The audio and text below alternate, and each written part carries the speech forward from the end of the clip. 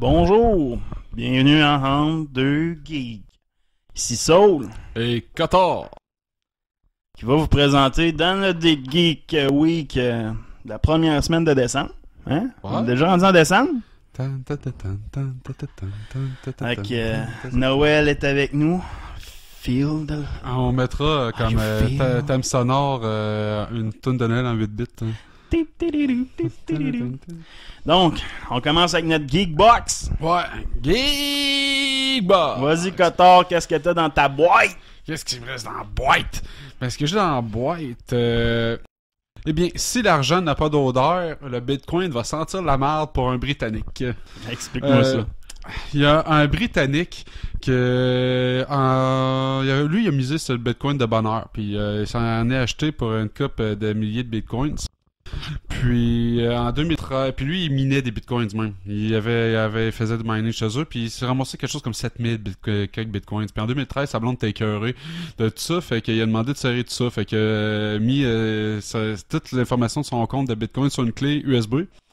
Puis il l'a crissé dans un tiroir. Puis ce tiroir-là, il a crissé son camp au vidange. Fait que il a perdu sa clé USB. Puis à ce moment-là, ça valait déjà 900 quelques mille dollars. Sauf que là, c'est rendu à 4000 piastres cette semaine, le Bitcoin. Ça fait que ça vaut 75 millions de dollars son truc. Ça varie jusqu'à 11 000 aussi. La semaine dernière, il était à 11 000 piastres. Fait que là, motivé par ce 75 millions, il s'est acheté des équipements pour se protéger des odeurs toxiques. Et il fouille dans le dépotoir municipal de sa région, de sa ville, pour retrouver la clé USB dans le dépotoir. Ce qu'on appelle un trésor moderne. Et ouais, fait qu'il est motivé. Il dit, je sais que j'ai peu de chance, mais ça vaut la peine d'essayer. Je tenterais d'être d'accord avec lui. Donc, Prochaine! ouais. Sors ça de ta boîte! Spock, dans le prochain Star Trek, dirait Live long and prosper, bad motherfucker. Ok, j'ai raté celle-là. Ah ouais? Tarantino serait intéressé à réaliser le prochain Star Trek. Quentin Tarantino. Dans une entrevue qu'il a donnée il y a pas longtemps, il a dit qu'il trouvait que c'est une œuvre qui avait vraiment beaucoup de profondeur, qui avait beaucoup de jus, puis ça avait tenté de faire de quoi, puis ça serait une des premières fois qu'il a créé un scénario pour un univers qu'il a pas écrit et qu'il a pas créé lui-même. Là. Puis en ce moment, il a contacté J. Abraham, puis ils ont des rencontres entre Abraham puis les producteurs pour regarder le scénario qu'il propose, puis s'ils sont intéressés, c'est lui qui réaliserait le prochain Star Trek. Je trouve ça étonnant parce qu'il a déjà dit que il voulait comme stopper sa carrière, de ce que je comprends. J'avais déjà vu une nouvelle là-dessus aussi. Là. Exact, mais c'est sorti cette semaine, là, il regarde quelqu'un, puis il dit c'est peut-être justement parce il veut plus faire de quoi dans ses propres univers, mais il dit ça, ça y a quelque chose qui l'intéresse. Fait qu'il a écrit un scénario pour ça. Fait que, nice. à voir. Ah, je vais être intéressé à écouter ça. C'est sûr. Fait que... Qu'est-ce qui me reste dans la boîte? Sors-en un autre. Sors ça de la boîte. J'en ai encore. Geekbox. Maintenant, pour seulement 60€ ou 100$ canadiens, il est possible de jouer à vos jeux de Game Boy en vert et noir sur votre cellulaire. C'est un deal, hein? Non.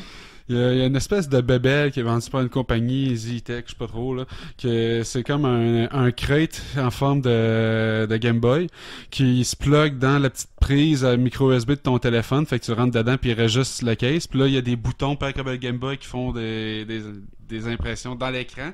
Puis ce Game Boy là, il est compatible avec les vieilles cassettes de Game Boy avant, puis il envoie ça sur ton écran, puis ça t'envoie le rendu graphique, c'est compatible Game Boy 1 et Game Boy Color 1. J'ai déjà un émulateur. Je sais. Mais pour 60€, sans dollar canadien, tu l'as dans tes mains pareil avec tes vieilles cassettes. Là, c'est pas l'émulateur, c'est la cassette qui roule. Là. Je m'en calisse. Ça, c'est surtout le montant, Chris, 60€, 60? calisse. C'est de 200 Canadiens présentement. C'est ça. Je disais 100 Canadiens. Moi, C'est une blague. Non, mais 100 Canadiens, je pense que je suis dedans. Ouais, pas mal dédensible. Target, man. You're on target. Ok. Je soupçonne que Scorpio est à la tête de Disney. Ah ouais, Homer Simpson, il est où? Je sais pas, mais Disney vient de refaire une autre offre d'achat à Marvel. Pas à Marvel, à Fox. pour acheter Fox au complet avec Marvel et son service de streaming Hulu. Fait que tous les droits qu'ils ont de Marvel, c'est X-Men, tout ça. Au complet. Puis, tu sais, Disney va s'en aller avec un service de streaming dans un an. Là. Fait que Hulu, qui est le compétiteur à Netflix, ça pourrait devenir leur base là, pour rentrer dans le streaming. Fait que ils ont fait une offre agressive. C'est en pleine étude en ce moment chez Fox, là, parce que anyway, avec les derniers films qu'ils ont fait, ils n'ont pas tant fait d'argent que ça. Là, fait que, Logan a fait de l'argent. Ouais, mais je parle globalement. Là, c'est pas, non, c'est ça. De toute façon, moi, Disney doivent acheter des licences de toute façon pour avoir un univers complet. Regardez, parce que si jamais ça arrive, là, à part Spider-Man de Sony, là, Disney va avoir tout de Marvel. Ouais. Fait que... coming soon. Il y a un mastermind en arrière de ça. Mastermind! Okay. Toi, t'aimes-tu ça, avoir des conversations musclées? Genre, crier un peu, genre. Surtout avec ton ordinateur, mettons, quand ça marche pas. Non. Non? Jamais? Rarement. Une chance parce que il y a un bug dans le nouveau Google Home Mini. Tu sais, c'est quoi le Google Home? Nope. Google Home, c'est pareil comme les bébelles Amazon. Là, tu plugues ça dans ta cuisine, là, puis tu dis OK, Google, comment ça s'appelle? Celle d'Amazon, je la connais, là. Ouais, fait que Google, il y a la même affaire, c'est pas Google Home, c'est super efficace. Il y en a un mini que tu mets, c'est gros comme ton poing. Puis, mettons que t'aimes ça, t'engueuler avec, là. Là, tu mets le son au maximum, là, ben il va planter. Ah, ok. Il y a un bug software de si tu mets le son trop fort, il plante. Ça depuis la dernière mise à jour. Ouais, finalement, ça rentrera pas dans la maison. Non, c'est assez décevant. Mais moi, je me vois bien le gars, là, tu sais, au maximum, là. Puis ça a l'air qu'ils ont découvert ça seulement sur deux tunes spécifiques. Je trouvais ça... Pas pire. Ensuite... C'est le genre de gadget qui rentre pas dans la maison ici, là, de toute façon. Pas encore. Non, toi? Ouais, pas encore. Ben, ça là, c'est super efficace, par contre. Ouais, Même en français, c'est pour genre 40$. Ah. Faudrait que je l'essaye. Moi, je le vois là avant. Mais, en plus, là, avec la même mise à jour, là, il y avait un problème parce que faut que tu dises OK Google là, pour qu'il parte. Là. Puis avant, tu pouvais avoir un bouton, là, c'est que tu partais, puis il allait t'écouter, puis tu allais pouvoir jaser avec. Là. Sauf que il se mettait à tout enregistrer, puis ça arrêtait jamais, puis envoyait ta vie sur Cloud. Fait que là, à cette heure, faut que ça... Big bro, man! Big bro! À cette heure, faut que ça parte, faut absolument que tu dises OK Google. Puis okay. Si tu peux pas... Si tu dis OK Google! Ben, ça se peut qu'il plante. Ok, ensuite de ça... C'est d'autres choses encore? Ouais, j'ai encore du stock. C'est des grosses boîtes à matin. Ouais, il m'en reste trois. Star Wars. La production de la nouvelle trilogie est une idée de Rian Johnson et il a confirmé en entrevue qu'elle serait sans les Skywalker et complètement ailleurs dans l'univers, pas dans le même bout de la galaxie. Yeah. Fait que c'est confirmé, signé fort 3 copies. Les Skywalker, on n'entendra plus parler après. Aucun des personnages qu'il y a dans la trilogie actuelle. Ça va être juste du nouveau monde. Juste dans la trilogie de Rian Johnson. Ouais, exact. Dans mais mais on n'a pas dit c'est épisode 10, 11, 12. Ça. Il n'y a pas eu de confirmation encore. Ils n'ont pas encore numéroté sa trilogie. Anthologie. Ça pourrait, en effet. Ça risque d'être ça, vrai, ça. En effet. Cotard. J'ai vu une rumeur ouais. que le Spider-Man ferait une apparence dans le prochain jeu de Uncharted. Dans le prochain Uncharted, il va y avoir Spider-Man. Bon, ça se pourrait en costume. En fait, c'est plus qu'il va y avoir un film de Uncharted. Ah. Puis Tom Holland, qui est le gars qui a fait Spider-Man dans Spider-Man Homecoming, il est vraiment pas bon pour garder des secrets. Là.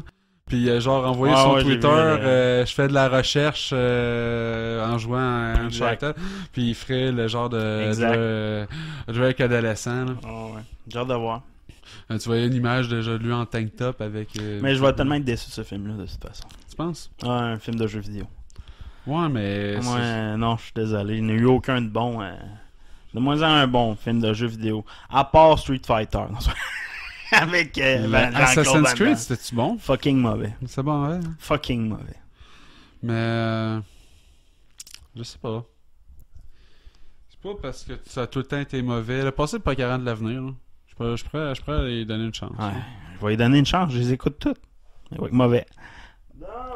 Puis finalement... La dernière. Batman Ninja! Batman Ninja! Batman Ninja! Oh yeah! Ok.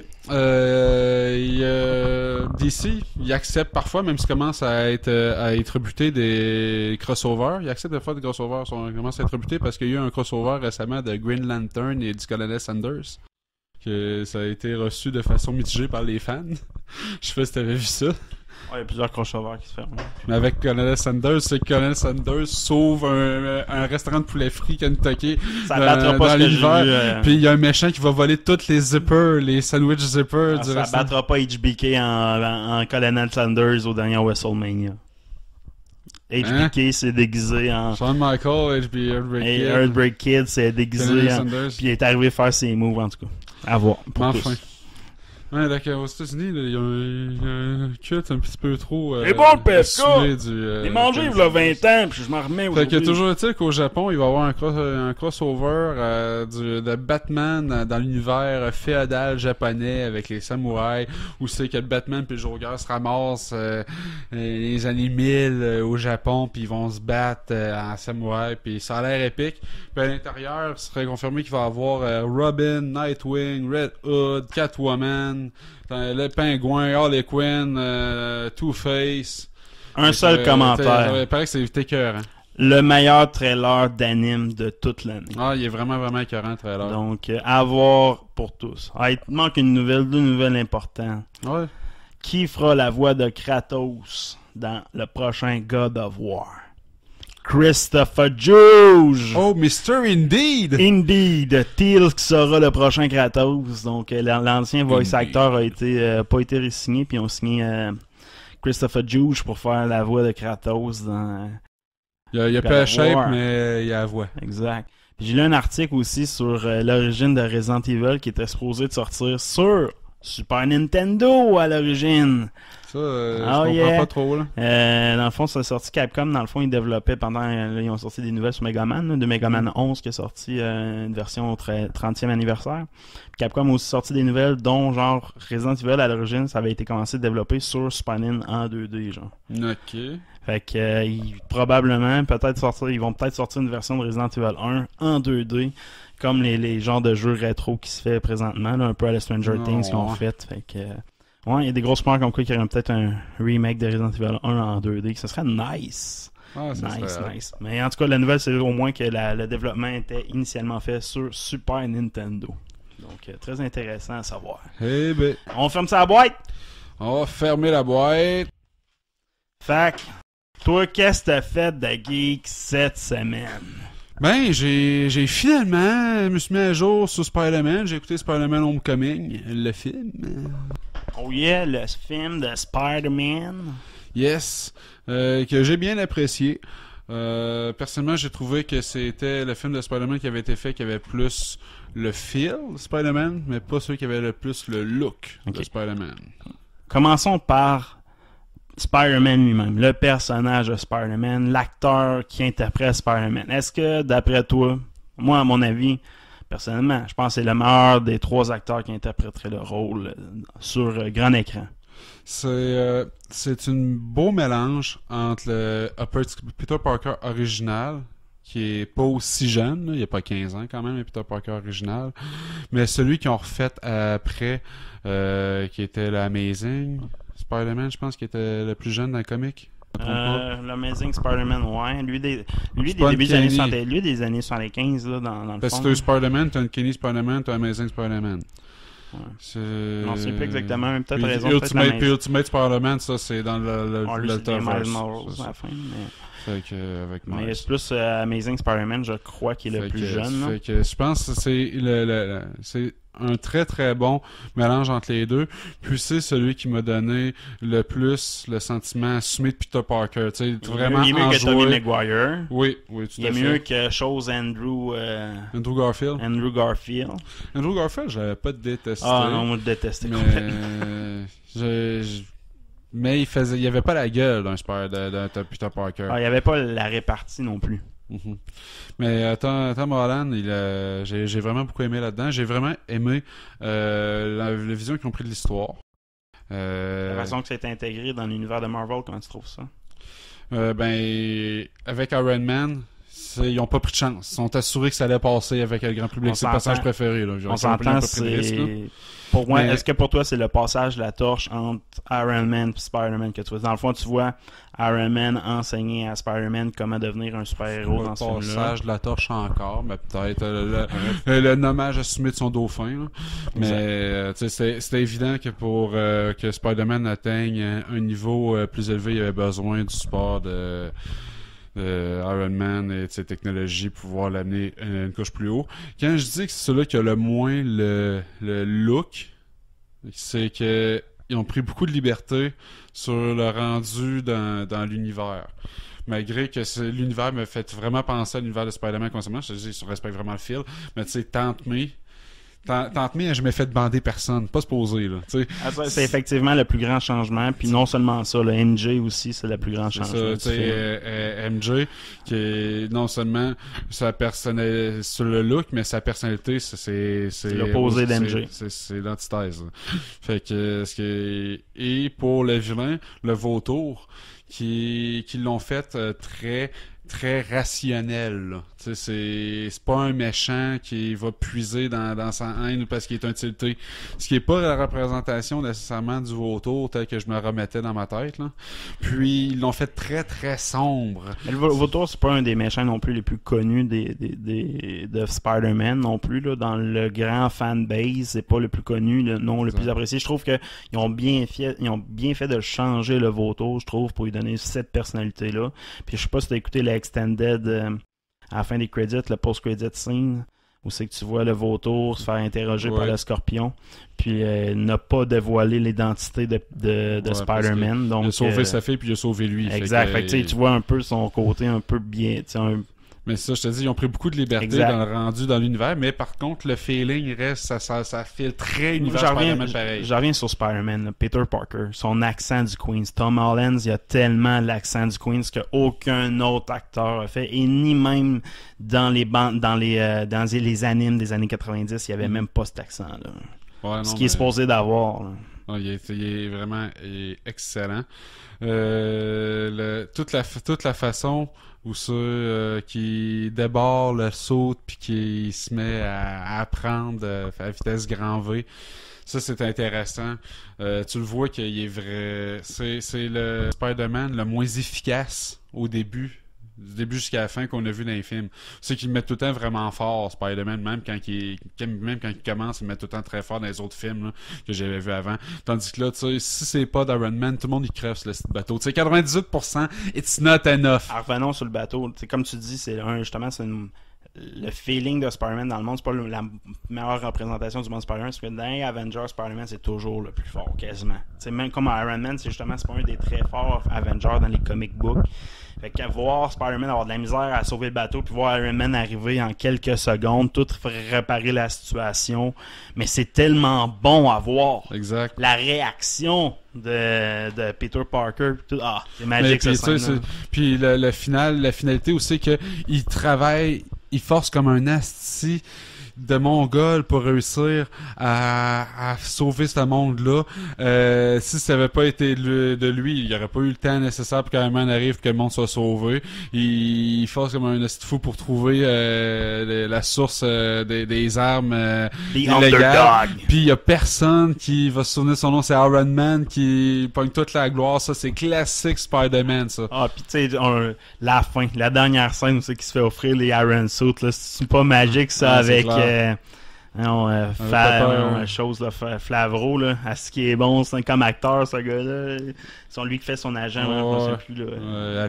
Happy dans le fond là, c'est le premier directeur d'Iron Man. Mais est-ce que c'est bon ça?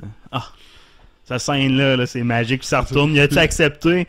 Non, mais il est où? J'ai une conférence de presse. Bon, ben, je te marie, ça a de l'air. L'autre affaire, tu vois finalement le retour de Pepper dans... Puis là, tu sais, tu vois qu'ils l'ont pas laissé. Il fiance tout le monde pour sauver la conférence de presse. Exactement. Okay, ça, c'était super intéressant. C'est le plus gros plan B ever, là. Avec la garnotte. Mais il a dit, c'est depuis 10 ans qu'il l'a. Depuis qu'il dit c'est son plan B depuis 10 ans. Genre, c'est son dernier recours. C'est malade, ça. C'est méchant gars. Pas 10 ans, 9 ans. Mais en dessous, mais j'ai vraiment beaucoup aimé. Puis j'ai hâte d'en avoir plus. Ta J'ai hâte de note voir sur le prochain. 10. Ou mettons plus, est-ce qu'il perce ton top 5 des C'est quoi ton top 5? Fait partie de ton top 5 des Ouais, Marvel? c'est sûr qu'il fait partie de mon top 5 des Marvel. Mais tu sais, moi je suis une guidoune, là, mon top 5 peut changer de seconde en seconde quand je le bâtis. Là. Mais c'est assurément un de mes tops. Puis j'irais facile avec un 9 sur 10. 9 sur 10, ouais, c'est la note que j'y avais donnée. Donc, très bon film à recommander pour tous. Ouais, il faut écouter à mes enfants. Dernier sujet. Moi, Yes. ce que j'ai fait de geek. Interview qui est sorti dans le V-Jump Magazine au Japon. Une entrevue avec Toriyama, le mastermind derrière les Dragon Ball. C'est toi qui as fait l'entrevue? Non, j'ai lu une entrevue. Ah, ok. Une entrevue qui est sortie cette semaine. Chris, ton japonais s'est amélioré un peu de temps, j'étais surpris. Regarde, moi je suis rendu fucking bon en japonais. Mais sérieusement, l'entrevue avec Toriyama, donc ça fait à peu près une dizaine d'années que Toriyama n'avait pas fait d'entrevue sur le sujet de Dragon Ball. Ouais, il y avait Donc, besoin de faire changer l'attention du Paradise Paper, là. Fait que là, fallait qu'il sorte, là. Ça, tu sais, avant de se faire pogner pour agression sexuelle. Non, ça serait pas son genre. Donc, ça fait plusieurs années qu'il n'y avait pas ajouté un peu d'eau dans le moulin dans le lore du monde de Dragon Ball. Donc, plusieurs questions ont été posées. Donc, je vais commencer par les questions qui m'intéressent le plus, qui sont intéressantes pour beaucoup de monde. La question qui a été posée à Toriyama, que je vais commencer par la plus intéressante peut-être qui va te donner du jus à discuter avec moi. Comment devient-on un Super Saiyan, monsieur Non, Toriyama? la question. Dernièrement, lately, everyone become a Super Saiyan so easily. But it's not simple matter. Donc, pourquoi dernièrement il y a plein de Super Saiyan? Hein? Pourquoi qu'il y en a plein dans ce Dragon Ball Super? C'est aussi simple que ça, devenir un Super Saiyan. Exactement. Donc, la question entre la Toriyama en est ça sur les S-Cells. Donc, les cellules S. Ouais, un peu comme les midi-chloriens de Star Wars, dans le fond, il s'est inspiré un peu de ça. Le T-Virus de Resident Evil, Umbrella Corporation. Ouais, mais c'est plus vraiment, dans le fond, c'est une concentration de gènes que tu aurais dans le corps, puis qui t'aide à te transformer en Super Saiyan. Fait qu'il faut que tu aies non seulement une grande force physique, dans le fond, avoir beaucoup de power, mais il faut que tu aies aussi une grande concentration de ces gènes-là qui sont distribués de père en fils. Donc, c'est pour ça que les enfants de Sangoku sont plus facilement, se sont transformés plus facilement en Super Saiyan, parce qu'ils ont une concentration génétique dérivée de Sangoku qui était de Super Saiyan quand dans ces gènes, Sangoku en avait. Puis c'est la sélection naturelle un peu qui est appliquée. Donc, c'est normal qu'il y ait de plus en plus de Super Saiyan dès qu'il y en a un qui en a. Donc ça, c'est une explication naturelle. Et non seulement ça, il faut que tu aies un good heart. Dans le fond, il faut que tu sois un gentil. T'as un âme pure. Un âme pure, ce qui explique l'univers 6. Pourquoi les enfants sont si rapides à devenir Super Saiyan aussi? Parce que les enfants, on est d'âme pure. Fait que pourquoi Sangohan, Sangoten... pourquoi Sangoku, premier Super Saiyan? C'est parce que c'était un âme pur là, depuis qu'il s'est cassé le coco assis sur la planète Terre. Ouais. Fait qu'à ce moment-là... Mais ça, c'est bizarre, hein, parce que l'âme, dans cet univers-là, l'âme est reliée au coco. C'est pas qu'il y a une bonne âme, il y a une commotion cérébrale. La leçon que tu peux donner là-dedans, c'est si ton enfant il écoute pas, tu lui donnes un petit coup de massage. Ouais, c'est vrai, hein, c'est un petit fou comme enfant. Ça écoute, tu le calisses en bas d'un ravin. Donc, c'est ça. Fait, ce serait une concentration de S16 plus l'effet d'être gentil. Ce qui explique un peu pourquoi que l'univers 6 est capable de se transformer si facilement en Super Saiyan, c'est qu'ils sont naturellement gentils versus l'univers 7 qui sont naturellement primitifs. Donc, ce qui explique un peu l'univers 6. Gentil puis primitif, c'est pas supposé être opposé. Barbarique plutôt. Ouais, mais encore, la pureté de l'âme versus barbare, tu sais, c'est... Ben là, je veux dire, barbarique de faire des guerres tout le temps, là, c'est un peu méchant. Ouais, mais tu sais, c'est ça, dans ce sens-là, dans le fond, les Saiyans, dans l'univers 7, c'était un peuple agressif. Un peuple agressif qui sont toujours en train de s'abattre, qui va revenir dans une de mes nouvelles plus tard, une autre question qui a été posée à Toriyama. Donc, ce serait la combinaison de la gentillesse plus les S16. Donc, c'est pour ça que présentement, on en voit beaucoup chez les enfants, entre autres, ces transformations-là. Fait que, une super bonne question qui explique une affaire qu'on n'a jamais compris depuis 30 ans, depuis l'apparition de Sangoku dans le manga volume 27 vert. Ben, ça y a pris 30 ans. pondre une réponse C'est grave, hein? Mais tu sais, Toriyama, on s'entend, c'est le meilleur pour tricoter des réponses. Tu sais, je suis sûr qu'avant l'entrevue, il connaissait pas cette réponse-là. Donc, j'aurais dû intituler ça « Vous avez des réponses, voici de nouvelles questions. » Donc, puis dans le fond, est-ce qu'on peut devenir Super Saiyan en s'entraînant? Mais non, faut que t'aies aussi des SL. Fait que si t'as pas d'SL, tu peux pas devenir Super Saiyan. Tu peux te faire greffer des SL. Pas tant que ça, hein. Je pense qu'il va pas aussi profond que ça, justement, dans ses réponses. Il va falloir y reposer ces questions-là. Fait que, avec les thérapies géniques à cette heure. Fait que ça fait un peu le tour de ce sujet-là. Ce qui amène à une autre question. Est-ce que le légendaire Super Saiyan que Frieza avait si peur était le Super Saiyan God qu'on a vu dans Battle of Gods? Toriyama de répondre, ben, c'est un peu la même chose. C'est un peu la même personne, dans le fond. Il y a vraiment, vraiment longtemps, avant la planète Vegeta, il y avait une planète de Saiyans. Donc, ils n'ont même pas la planète avant. Donc, c'est peut-être pas Salade. Non, mais là, tu le vois qu'il bullshit. Là. Il en invente là, au fur et à mesure. Ça n'a jamais existé, cette planète-là. Oh oui, Salade, ça déjà, c'est prouvé. Dans le fond, la planète Salade, c'est la planète d'origine des Saiyans avant qu'ils attaquent la planète Vegeta, occupée par une race un peu plus avancée. Puis c'est là qu'ils ont commencé à gagner leur technologie. Puis c'est là qu'ils ont habité, dans le fond. Okay. Fait que mais ils n'ont même pas la planète Salade. Dans le fond, puis il y avait un homme s'appelant Yamoshi. Yamoshi, qui est un nom Mayashoshi, dans le fond, en japonais. C'est des bines, genre des bines. C'est sûr que c'est un esti de légumes. Ouais, exact. Fait que... il avait un cœur pur, celui-là. Un bine mexicaine. Ouais, exact. Fait que lui, il avait un cœur pur comparé à tous les autres Saiyans de son époque. Et ses 5 camarades, dans le fond, aussi, qui avaient aussi le cœur pur, ont starté une rébellion contre toute leur race, dans le fond. C'est ça, c'est de même que ça a commencé, les premiers Saiyans gentils. Une guerre de bine. Ça te fait chier. Ouais, ça te fait chier en esti. Ah! Fait que, ils ont été mis dans un coin, ces 5-là, contre tous les autres Saiyans. Puis c'est là qu'ils sont devenus... Mais que Yamoshi est devenu Super Saiyan pour la première fois. Super Bin. Donc, cette phrase-là veut pas dire que c'est le premier Super Saiyan, et même pas le légendaire Super Saiyan. Ça veut juste dire qu'il a été le premier à se transformer. C'est la première fois qu'il s'est transformé, lui, en Super Saiyan. Ça veut même pas dire que ça a été les premiers Righteous Saiyan. Ça dit pas les premiers. C'est sa première fois à lui. À lui, c'est la première fois qu'il est devenu Super Saiyan. Malgré ça, il a perdu le combat contre les Saiyans. Fait que malgré en devenant Super Saiyan avec ses camarades, il n'a pas été capable, puis il en est mort. Fait que parce qu'il y avait un nombre trop grand de Saiyans qui était plus barbarique. Donc c'est un peu comme ça la légende du Super Saiyan a commencé. Mais ça, c'est le début de la légende. Ça veut pas dire que c'est le premier Super Saiyan. Avec ça, l'esprit de Yamoshi... Il met de l'importance là-dessus. Hein? C'est pas le premier, là! Ben, non, mais il en parle pas. Il dit pas qu'il en parle pas. C'est comme ça que la légende du Super Saiyan a commencé. Puis l'esprit de Yamoshi, pour une raison X, n'a pas passé par la petite planète des Kai où c'est qu'ils sont jugés. Là. Son esprit a vagabondé dans l'univers à la recherche de 6 Saiyans gentils pour... c'est ça. Dans le fond, il était à la recherche d'un nouveau sauveur pour les Saiyans, le Super Saiyan God. Donc, il cherchait 6 esprits gentils pour créer le nouveau sauveur des Saiyans, qui est un Super Saiyan God. Donc, lui-même n'est pas un Super Saiyan God. C'est lui recherche des personnes gentilles pour créer un nouveau guerrier qui serait un Super Saiyan God. C'est ça qu'il dit, dans le fond. C'est ça l'interprétation qu'il faut en faire. OK.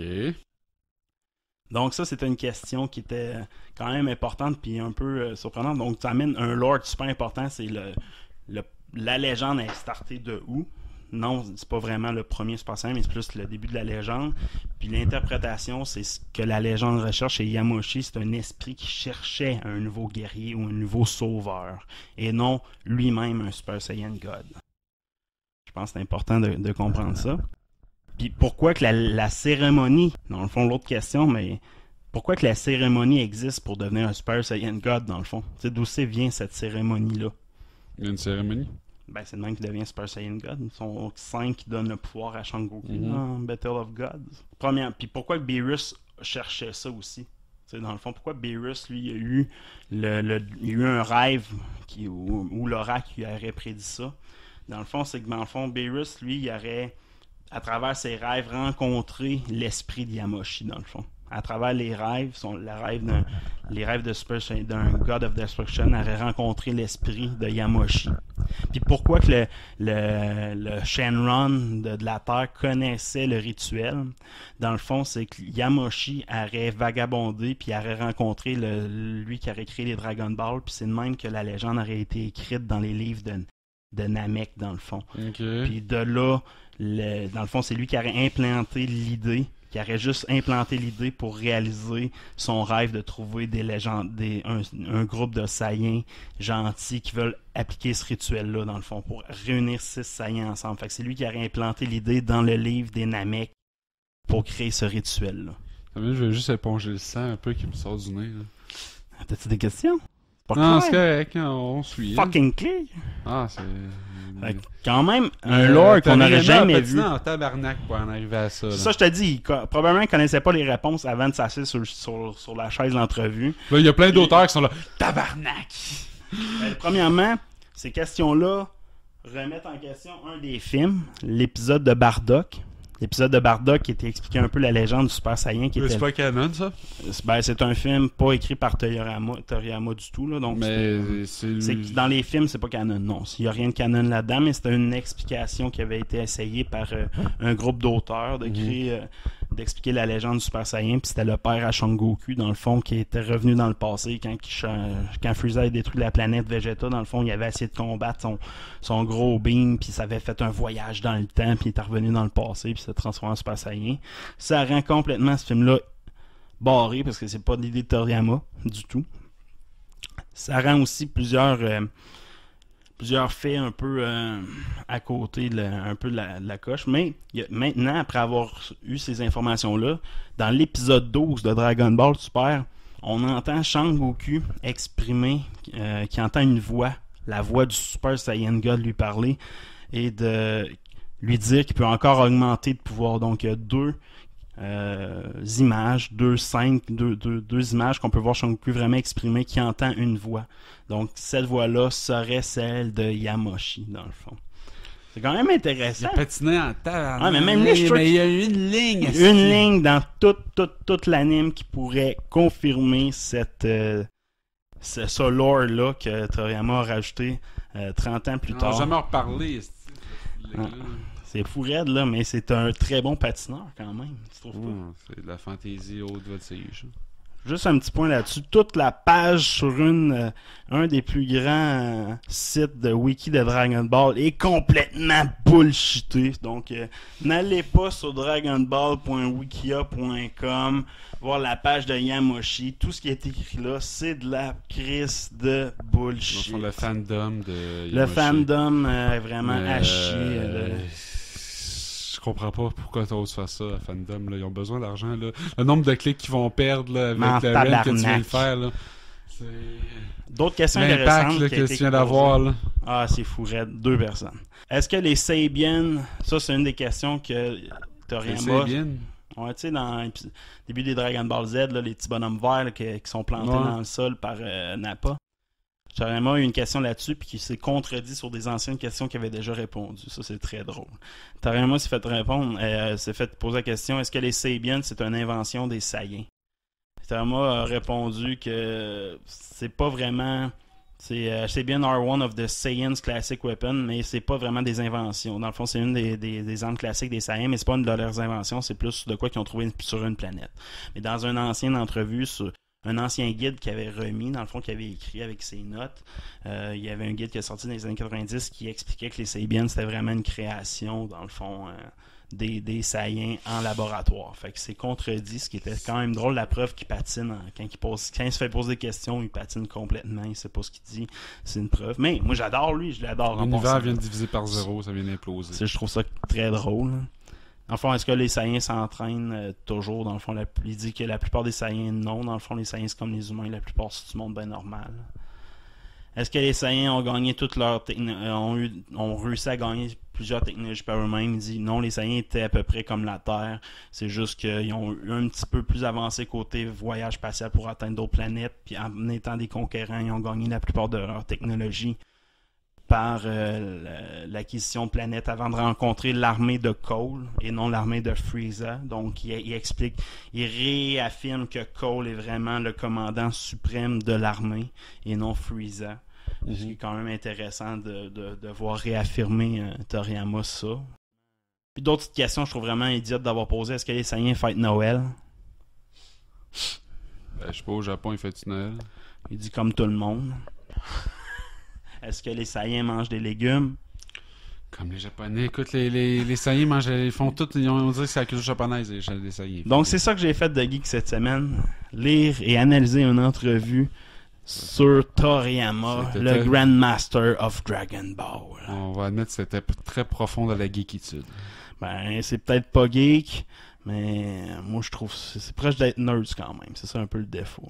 Ouais, au moins avec ce style-là en français, pas personne va nous envoyer des problèmes de droit, là. Les astis droits d'auteur, on s'est-tu fait fourrer cette semaine? Ah, non. On va finir là-dessus en écoutant notre belle toune. Ben oui, pour ceux qui nous suivent un peu, après quelques heures de publication de notre dernière vidéo sur Affinity War, on s'est fait taguer manuellement, parce que c'est vraiment une firme qui fait ça, de taguer le monde qui utilise des trailers. Fait que le prochain coup, on va essayer un nouveau concept. Pour un prochain trailer qu'on va analyser risque d'être Jurassic World. Donc, on va l'analyser frame par frame sans avoir de vidéo complet, malheureusement. Bon, on devrait avoir la paix avec ça, là. Donc, on écoute toute la toune. Parce qu'on venait tout chercher notre 0$ qu'on a jusqu'à maintenant. 0, je suis triste. Hey, donnez-nous des dons.